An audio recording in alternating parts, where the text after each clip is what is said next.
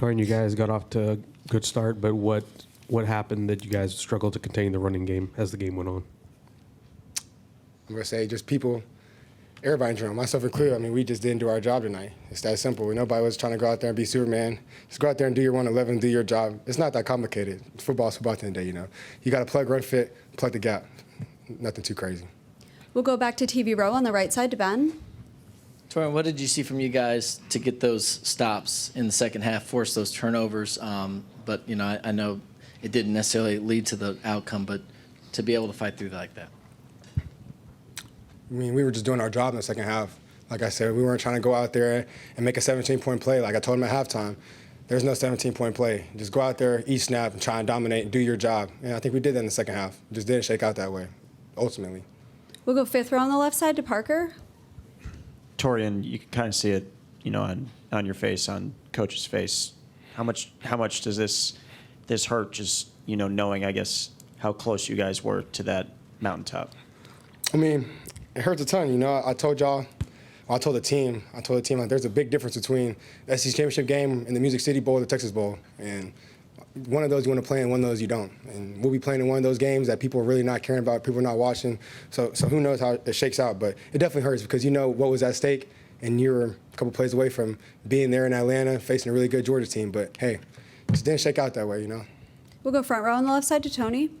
Taurean, obviously as a leader here in this team, what is the message? What do you tell the guys who are coming back and just, moving forward here? Remember how this feels. It's that simple. Remember how we felt in Carolina. Remember how it felt in Auburn. Remember how it felt versus Texas, especially this game. And this is the biggest game of the year. It was, how many people were there? Probably 300,000 people here in the vicinity of Kyle Field. Like, this was the biggest game of a lot of people's lives. And we didn't rise to the occasion tonight, but maybe it just wasn't our time. It wasn't, because we're not going to the SEC championship. We'll go third row on the left side.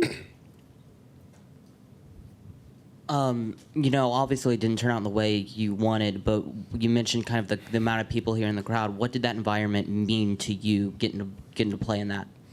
I mean, it means a ton. Like, you get on the bus and you're going through campus past the MSC, and they're already flooded. People are packed by the MSC, past the MSC, by the Corps Cadets area. Like, it was insane. And I hate that we can't put on for Kyle Field in these type of environments, and we want to go out there and win. Like, I remember as my time here, Alabama game was crazy with the fans, Notre Dame game was crazy with the fans, and this game was the craziest one yet. And we haven't rose to the occasion, so you better believe in the entire offseason we will be working on that. We'll go second row on the left side to Alex. Yeah, Taurean, obviously a disappointing finish to the season for you guys, but just as you take a look back, where do you feel like this program has really come in the last year moving forward? I mean, this came a long way. Like, I always tell people, it used to be a circus around here, and now it's a college football program. It feels like home. For a lot of people, we have a really good locker room, and nobody in our locker room and in all of our losses, nobody's been pointing the finger, because we understand it's a cumulative effort with the team, and it takes everybody to win, coaches included, staff included. But my heart goes out to all the operations people, all the recruiting, all the equipment staff, trainers, you name it, the people who are here the same amount of hours as us, and they don't get the recognition for it. Because trust me, I feel the worst. I get on a first-class seat coming back from South Carolina and Auburn, but how about the equipment managers who are driving 18 hours and 11 hours from South Carolina and Auburn? So my heart hurts for them because they put in so many hours and they're here so early, so it stings, bro. It really does. We'll go back to TV row on the left side to Tyler. Yeah, Taurean, kind of going off of that, just what do you take from this game kind of moving forward? And you got some time to think about it heading in with, bowl game later, but, what do you guys reflect on and take from this game as you build? You have to understand what's at stake every play. Your urgency has to increase, and it's not just Saturday at 6:45. Your urgency has to be increased on Monday's walkthrough, the Tuesday physical practice, the Wednesday practice, and the Thursday fine-tune practice. I felt like what you guys saw from me tonight wasn't I just woke up on Saturday and decided to go play good football. Like, I attacked this week with great urgency, and I did everything I could to prepare.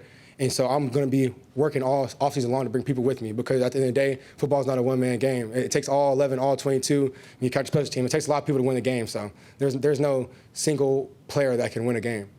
All right, it looks like that's all we have. Thank you, Taurean.